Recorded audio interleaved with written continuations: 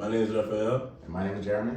and this is the Risk Channels podcast. Prior to you, I would say to start off, what are some side hustles that you think have been prominent in today's day and age?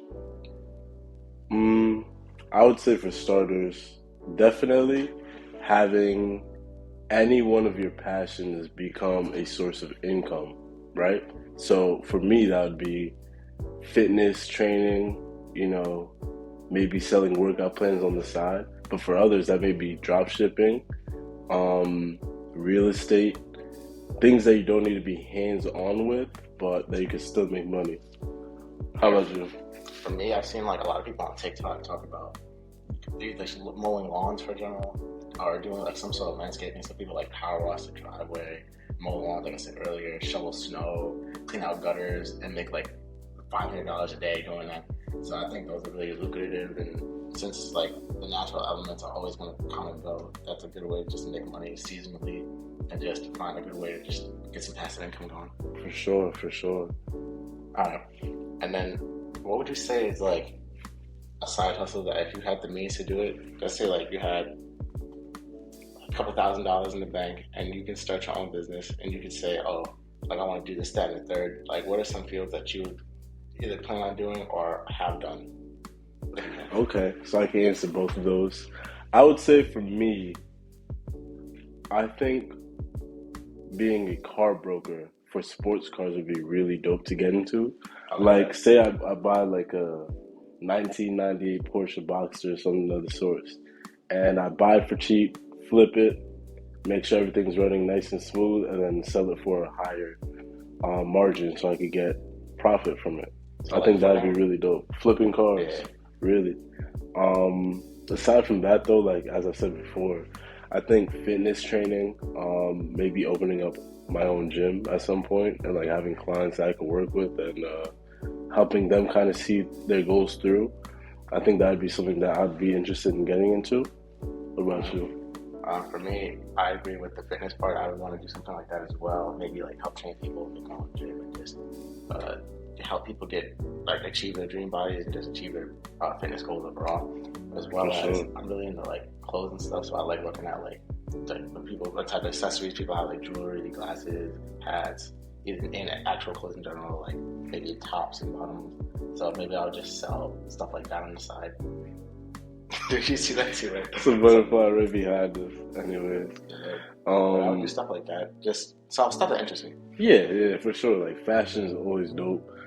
Also, too, when you have a nice body or your dream body, clothes will look a lot better on you. I'm just saying, I'm throwing that out there. Yeah, I'm saying, I feel like it's the person that makes the clothes, not the clothes that makes the person. Nah, for sure. And everyone could definitely rock their own style, but you just need to have confidence behind it, you know? That was a little tidbit. And then like, well, how far would you say like insurance is to like having your own business and just like making sure you're covered? Yeah, insurance is definitely super important. Everyone needs it because imagine having your own side hustle slash business that you want to start up, and all of that could literally vanish, in 2 seconds if you don't have the right insurance or coverage. That's why I think it's so important because like when you have insurance, you're protected. You don't need to worry about anything going wrong with your business because you know that insurance will have your back. I agree. Like for example, near my house up the street is like, I believe it was, I want to say a wine like tasting place or like a brewery, something like that. And then a brewery, my fault. And it like caught on fire in like September, and it was just like a big massive fire. The whole building was like in ashes essentially. That's crazy. And like I was just thinking like, if that place didn't have insurance, like how would they get their business back? Like how would they rebuild? Like what would all that money have to come out of pocket? And that'd be, at that point, it's a bigger detriment than the actual like benefit to do it, to make that, to still keep going with that business. It's like, why not invest in your own business so you don't have to start back from ground zero? A lot of people like to think that everything will be fine, everything will go smoothly, they'll run into no roadblocks, but that's really not how life works. Life will hit you, you'll have roadblocks, you'll have things that you need to overcome, but You know, it's just important to definitely be out there and make sure that you have everything that you care for, that you worked on, insured and covered. Yeah, like that's it, baby. Like, you know what I'm saying? Like, you would want to have your baby safe by any means necessary, even if you have to take precautionary steps that might not happen, Hmm. but you never know. It's that what if part, like portion. It is the what if part, you know, and definitely when you like do purchase insurance, you will definitely have peace of mind, you know, that you could like, you know, go to sleep and not have to worry about, you know what, if this does happen to me, I'll be all right, you know, because you took the necessary steps to get to that point. Yeah. I agree with that. And then, what are do you think most people are motivated to start their business, or people like most people are generally lazy, or like just don't have like the drive to do it? It's a little bit of both. Obviously, it takes all types to make the world go round, but you're obviously going to find a lot of motivated people, a lot of people who are disciplined and driven. Then you're also going to have your fair share of people who are lazy, don't want to put in the effort, and expect to get results. I think for success, you need to have drive for sure, discipline, and hard work ethic. Without that, it'll be very difficult to, you know, to find success in the field. People who are lazy, or whatever, like yes, everyone has their moments, but you just need to find out what works for you. Um, the phrase "work harder, not smarter." I think it's a little bit of both. You need to work hard and smart. I thought it would work smarter now. You said work I harder, not flipped it. smarter. Excuse me. See, but yeah, work harder, not smarter. Other way, smarter, not harder. Oh my gosh, I said it again. Nah, see, oh my goodness. But Well, we know what you mean. yeah, he knows what I mean. Yeah. I would say generally, I mean, we all have those talks where we're just like, oh, y'all want to do this, that, and the third, and then like we just never get to it. I mean, I think that's all part of life. A lot of people say, I think life stuff happens. Like some people have to, you know, pay bills. Some people have to take care of family. Some people have to other priorities they have to attend to before they can even think about starting their own business. So I'm not saying it's completely because of driving motivation, Yeah. but I believe that it's all about the slow, like the long game. Like you're not gonna be like, oh, I need you this, that, and the third all in like a week. Like that's just not realistic. I would say if you just take an hour a day, just cultivating a skill, or just learning something that can benefit you in the long run, and just do an hour a day and just do like take it step by step and do something that would lead you to a certain goal or aspiration that you want to do with your business. I think you can achieve it, and if you just don't rush it and have the patience to do it, then you can be successful to achieve some sort of lucrative success. That's a really good point, Jeremy. I definitely agree with what he said. You definitely need to think the long game, plan, and be patient because a lot of success does not happen overnight. Obviously, there'll be a fair share of overnight stories of success, but really and truthfully, behind the scenes, those people really put in a lot of work to get to where they are today, you know, to ensure success. Yeah, like some people, like we all heard Steve Jobs. Like that man started out of a garage. Yeah, Like he didn't Steve have Jobs. a big office with a bunch of machinery to create his iPhones and iPads and MacBooks and just Apple computers in general. Like he just started in the garage, piece by piece, brick by brick, essentially making his what we know today as Apple. Apple, which everyone has today. But you all know what it was though? He had a clear vision of what he had. People thought he was crazy. People thought that the iPhone was unheard of. Well, obviously it was unheard of, but they didn't think it would work. Yeah, people thought, oh, you're crazy. Like, oh, we really think people are gonna buy a product? Which leads me to another point. Like, how do you deal with adversity when trying to start your own type of business or just side hustle or just, you know, how do you deal with people criticizing you in a negative way? Like, there's positive critiques and negative critiques. How do you deal with yourself? Well, I think it all comes down to trusting in your skills, believing in yourself, understanding your strengths and weaknesses, and don't get too butthurt over criticism because at the end of the day, criticism is gonna come. Like everyone's gonna have something to say if you're doing well or if you're doing bad. So why not just focus on yourself, and make sure that whatever your vision is, whatever your plan is, it's yours. You know, always look to improve. If someone has something good to say, like positive criticism or critique that can help you, take it. While also just like understanding that at the end of the day, it's not their business, it's your business. So do what you need to get done and do the steps that you feel are needed in order to ensure your success. Yeah, like I think I feel like one of the worst things somebody could say is, I don't think this is for you. Like, I don't think this certain field or this certain thing or whatever it may be is for you. I think that's the worst thing, because who are some people to tell you what you can and can't do? If somebody's like, oh, I think you should do this, I don't think that's working out, but I think you should change it up, that's different. That's an actual critique. But if somebody's like, I don't think you should do this anymore, I don't think that's beneficial at all. That's just telling somebody to give up. I really think that giving up is the worst thing you can do, unless like I would say you can only give up or not give up, but only stop when there's another avenue you can reach. Like say like, oh, you don't want to go in the tar, say you don't want to do auto mechanics and you give up on that, but instead of giving up, you just switch to another lane, you car detailing instead. Yeah. You know, like you can always try to maneuver around obstacles and just, you know, try to find different ways to like get to a certain goal or achievement that you want. But I don't think giving up is ever the option, because if you give up, that means like you literally like that's just you're gonna live in regret. I'd rather fail and know that I did everything I could than live and be like, oh, what could have been, you know, what if? Yeah. I don't want to live in the what if. So I feel like people don't see that, and a lot of people are just like, or another example is that some people are jealous, so they see something and just like, oh, why is he doing something that would rank him above me, or why is he doing something that might be good? Well, Let me bring him down, so they don't have the willpower to do it, and or like the capacity to do it, because I don't want to see them succeed. Yeah, for sure. And to piggyback off what you just said, a lot of people's critiques and criticism comes from their fear.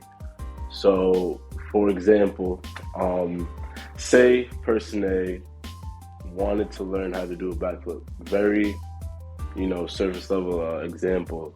But say they want to do a backflip, and someone who, always wanted to do a backflip before in their life, who knows or is scared to do a backflip, goes to tell person A, oh yeah, you can't do that. I don't see it happening. Like, you're gonna hurt yourself, saying everything that could go wrong, saying things that basically just not believing in them because they have their own fears of what could go wrong and they just don't think it's possible. Don't let that stop you, because their criticism is coming from their own personal fears. Like, that has nothing to do with you. So that's just like a little example or whatever. So, people are going to have their things to say, their inputs always, but just, double down on what you say, double down on what you stand for, and go do what you want to do, Yeah, I believe that comes from having faith in yourself and just having faith that, even though you might not see traction and you might not see progress right now, that maybe in a week, 2 weeks, a month, 6 months, a year, 10 years, 5 years, whatnot, that you'll see that something will happen and something will become of your progress. Because I feel like you don't get what you want, you get what you deserve. So I feel like if you were working for, let's say, years on a business, and it just wasn't working, it just didn't work out, or something wasn't happening, then it was obviously something that you were doing that would obviously not work. Like, it's obviously the wrong thing to do, or just that you had to change, but you just didn't change it. And I feel like if you put the work in and put the time and effort, like I heard a saying that it takes 10,000 hours to perfect your craft.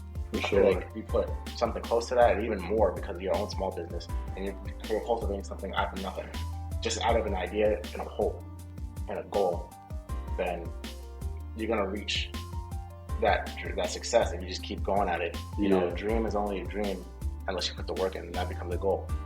So that's my take on it. I want to hear your take on what you think. There's a quote that I love that I cannot remember exactly off the top of my head, but it's from one of my favorite rap artists. And he stated that it's either not your time or you haven't been fully true with yourself and putting in all the work that you say you are doing. It's one of the two, because at the end of the day, what you want to happen will get done if you're being 100% transparent and true with yourself. You have to put in the work. So say you're putting in 110% every single day, and you've been grinding for 5, 10 years, and you're not seeing a lot of progress. The 11th year, 12th year, you may very well see the progress and the upside of what all the effort you put in did for you. You may really see success if you do that, but you have to be honest. You have to be honest with yourself. That's why he says it's either not your time or you haven't been fully true with yourself, grinding as hard as you should be. So that's my take on it. I think a lot of people stop before they get good. Like a lot of people like give up or like choose to like not pursue what they want because they believe nothing's gonna happen right before they're about to strike gold. Yeah. It's like just hold out for a little bit longer. Just have that hope, have that faith. Like we went back to go back to what I said before. Have that faith in yourself and have that faith that something better is gonna come of this. There's gonna be a brighter day. No, for sure. You know, like sometimes things, I mean, everybody knows things in life, it isn't linear. Sometimes you're gonna go like this, sometimes you're gonna go like this. It's never gonna go like here. So I believe that if one truly wants something and one truly puts in the work to do it, then they'll achieve that goal. And if their subconscious believes that they can do it, because that's a big thing too. If your subconscious is all messed up, like you have a negative self-talk and you just have a disbelief that you can achieve everything in the back of your head, then you're probably not going to achieve it. Because you want to know why? They don't truly believe that they can do it. That's like the biggest thing. It really is the biggest thing.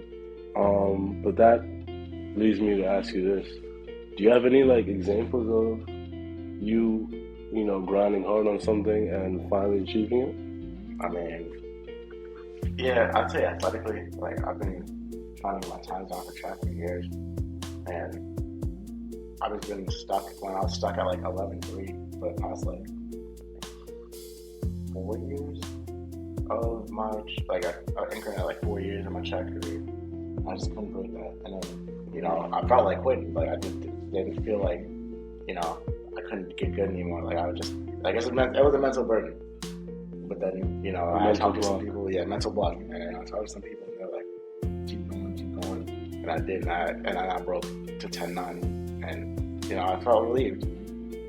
I was just like, oh, you have that thing, like, that relief, and I feel like, I actually am good enough, that I actually can do it, and that just opens your confidence even more. And you're like, oh, let me get to 10.8, let me get to 10.7, let me get to 10.5. You know what I'm saying? On, so on and so forth.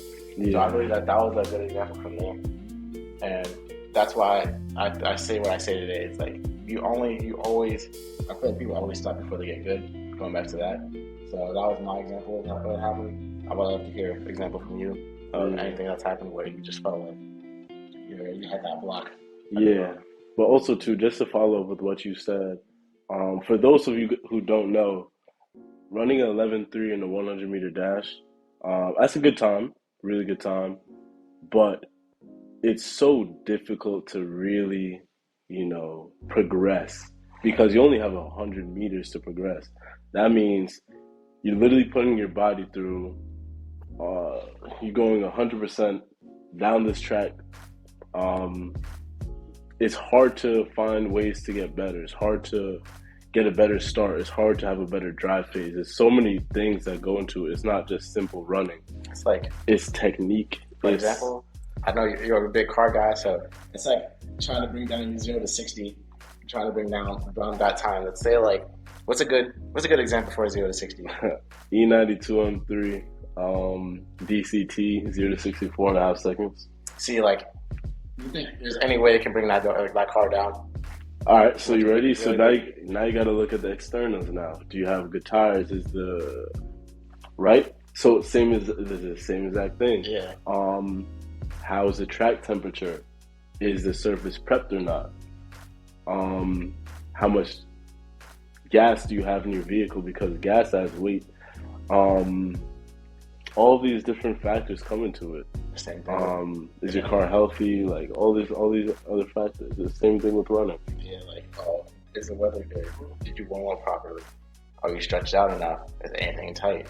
Is the track you're running on, is it leveled? Or like, is it good enough? Like sometimes tracks are harder than others. Sometimes ones I'm like, so you gotta say, oh, does this track like match with me? Is my start good? And because it's so short, the margin of error has to be very small. Very small. You cannot mess up. Yeah. And I feel like it's not exactly like 1-to-1 with a side business, but I believe it's the same thing. I think the E90 is a better E94. E93. E93, my fault. Is a convertible. Yeah, the E93 is a good example of a side business because it's like, all right, you already have this portion. Let's say you made $5,000 in your business in a month. All right, and how do you increase it to 10,000? Well, I gotta look at the nook and crannies. I gotta look at, how much business am I going? What's the marketing tactic I'm using? What new products can I launch to increase revenue? So on and so forth. Like, what little things can I change to increase that traction to my business? It's like the same thing could be applied to any aspect that you're working on. Like, what little things can I change or do to improve myself or improve what I want to do? Exactly. That's exactly what it is. But yes, to answer your question, anything that I've grinded really hard on and believed it may not be possible. So I'm very much into fitness, just like Jeremy or whatever. He runs, I run a little bit, but I love the gym. So when I was a freshman in high school, I went to a prep school, and we had a nice gym facility down in the basement of our building, of our school. And these upperclassmen, seniors I believe, they were all trying or attempting a muscle up. And now, mind you, I'm a small freshman, and I've been working out since a little kid. And I believe that I was pretty strong for my age. But after seeing this muscle up that these kids were attempting, like, I think the kid who was able to do it, it was a struggle, it was terrible for him, but he was able to go over the bar, and all of his friends were impressed. And I was looking over in their section, it was maybe like 4 or 5 kids, and they were all like super proud of the kid, saying, oh my gosh, like, that's insane, you did a muscle up. And I was over here like, wow, like, I could do pull-ups, but like a muscle up though, it didn't seem like it was possible for me to achieve ever. So after that day or whatever, or not even after the day, they get done from their section or whatever. I go to attempt one, and I wasn't the closest, but my attempt almost made my dream sound like it was possible. So that day forward, I decided to train pull-ups or train back every single day. I'll do maybe like 5 pull-ups when I walk in the gym, maybe 10. Do a whole pull workout, chin-ups, pull-ups, the whole thing, and just attempt to do explosive movements, clap pull-ups, all this and that. And then maybe a week later is when I got my first muscle up. So it wasn't a long, journey, but it was definitely like I doubted myself at first, but like once I like really put my I believed that I could do it. After that day, I was like, there's no way, like, I want to be really strong like that person, like that upperclassman. And I was like, you know what, if I put in the work, try it every day, there's no reason why I shouldn't be able to get it. So, after that, it kind of just gave me the confidence that like I could really do anything. And I know it's such a small example, but it's something that, it gives me like the little wins that you achieve for yourself. It gives you that confidence to let you do big things. That's all it is. So now I'm like a master at them. I can do like, 10, 15 if I want in a row. Clap muscle ups, whatever, reverse. Now I'm like learning how to do the flag pull. It's a lot of things, but it's just like that little win gave me the confidence to, try these things. So, yeah. All right. And what would you say, back to the topic of like marketing yourself, or talking about marketing ourselves, like, how would you say like a small business can, what tools can they use to market themselves in today's day and age, with today's market, in today's, let's say they're trying to expose themselves to the public. Like, how could they do that? And what do you think is the best way to approach that? In your opinion? So we live in 2023. It's a blessing. The fact that we have something called social media, Instagram, Snapchat, Facebook, Twitter, all of those channels and a billion others. So easy for people to market themselves, get exposure. You just post a 10-second clip on Instagram Reels and get or have the opportunity to get a lot of views. It's very simple to share, comment, whatever, and gain traction for your company. And I believe people nowadays, they do understand how powerful social media is.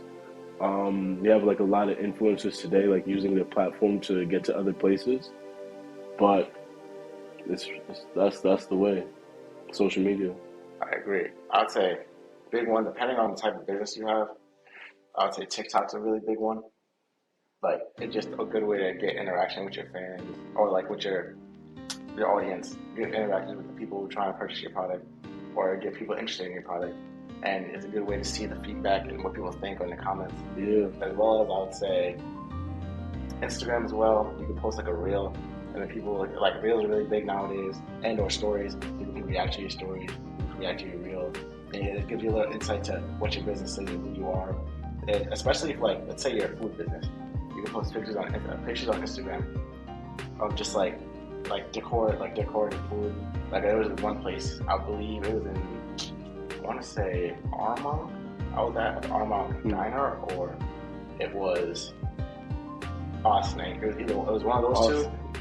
It was I had 100,000 followers on their Instagram, and they just posted very decorative foods. They posted let's say a donut burger, or what I'm saying, they put a whole cupcake on a shake and stuff that, or a piece of cake on a shake and call it the birthday cake shake, and just it gives people attraction. Oh, what is this food? It looks really good. Where do I go for it? It just gets people's attention. It draws them. So I think that was really that's a really good way to be unique and just stand out, post pictures like that, and just gain traction. Overall, just social media is the way to go. I think word of mouth can be good as well, and just traditional methods such as like I said, word of mouth, or a billboard, depending on what type of thing you're doing. Say you're a musician trying to do an album release, doing it on a Times Square billboard is a good way to do it. A lot of people still do that today. Yeah. So that'd be a really good way to market yourself. But today's day and age, you gotta use social media. You gotta be on social media. You gotta be hip with all the new trends in terms of what's new, because things change like that all the time. So that's true. Just get in touch, stay in touch. It's definitely true. I just would want to add to that, just know your audience, find your audience, but just don't social media. And you don't have to be super tech savvy. All you gotta do is just know when to post, what to post, and then what your audience wants to see. Honestly, well, not even that. It's trial and error. Yeah, that's how you could really do it. Find what works for you. Everyone's gonna be different. Everyone's audience is gonna be different. Understand who you're trying to market to, and just going from there. Following up that question, for you, where do you see yourself in 5 to 10 years? Say you had, the question before, right? Say you had $100,000 to put towards anything that you want to do. How would you use it? Then I want. I think I might get into. I think I would want to do. I've thought about it as well. Real estate. Maybe buy a duplex, own that, maybe renovate it, and then rent it out to people, build some passive income from that, and use that to fund other projects or any other business I want to do. Clothing. I want to make some clothing because I see a lot of interesting clothing, and I like looking at fashion and stuff like that. So I want to make my own brand. I feel like I have some unique ideas that I want to bring to the table. So I might invest in that. I think I might do maybe a gym, my own gym. That's definitely on the table. That's definitely high on the list. I just wanted to say something different, just to not be predictable. But gym is definitely there. Let me see one more. I think a very good one to do. Just like it's not really like a passion, but I think a good one to do. Just like because you're never going out of business, landscaping, like I said earlier. Landscaping. Like my own landscaping business. It's a good one. And just administer that and just be the admin of that. But I would do that and just hire some people. And then like I don't even need like a crazy amount of people. Maybe like I can do it myself at first. I'm definitely power washing. Because I actually like power washing too. Because I power wash in my house. It's not that bad. Yeah. Like, it's actually pretty simple. You just gotta make sure you get between every crevice, make sure everything's good, make sure it gets to a high quality that the owner wants or the person buying it wants, or the whatever property you power washing you're doing. And I feel like that'd be a good lucrative business to do, especially in like places like the South where it gets really hot and the dirt just kind of sticks to the pavement, the cakes on the pavement. So I think that's very lucrative. But there's a type of business I want to do. That's some good ideas. Yeah. Following you, I think. I'd start about something, or I'd get tech industry. I could definitely see you doing that. I'd get into tech. Very good technology. Yeah, there's a lot of when I say tech, I can't really specify what I want to do in tech because there's so much I can do. But I definitely would want to think about doing something in the tech industry. It would just cost a lot, just because you need a lot of equipment to do that. Yeah. But I definitely want to do something around those lines. Okay. Those are some good answers. That's how you get some money in your pocket. Thank you. I would say, for me personally, I would definitely think about doing a daycare. Oh, a daycare. How many parents are outside thinking about who can take care of the child? You know, that's a business that will never go out of business. You know, there's always a parent who's in need of an extra hand. It doesn't hurt. It really doesn't hurt. That's something I'll think about. Obviously, open up my own gym at some point. That'd be really cool. Mental health gym though, make it interesting. Yeah. Help people get back on their feet. Also, I could definitely see myself opening up a restaurant because I love food. Everybody knows that. Chicken cutlet. Yeah, no, chicken cutlet. Yeah, get it on my spot. Grilled chicken in any way. Bacon, egg, and cheese. Because we're from New York now, so I think we have to. So and it's all one word. Yeah. The Augie way. No space in between. Exactly. But no, those would just be some ideas. Training people on the side for sure.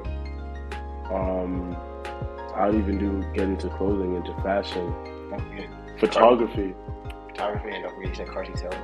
Car detail, exactly. Yeah. That was the last one to save the best for last. But alright. Because I was like, yo, how's he gonna go through all that and not mention cars? Save the best for last. Yeah. Thanks for reminding me that. Now, but yeah, I think with that question, that wraps up today's episode of our podcast. And thank you guys for tuning in. Yeah, like I said earlier, from the beginning, I am Jeremy. And my name is Raphael. This has been ASE International. And that summarizes today's episode.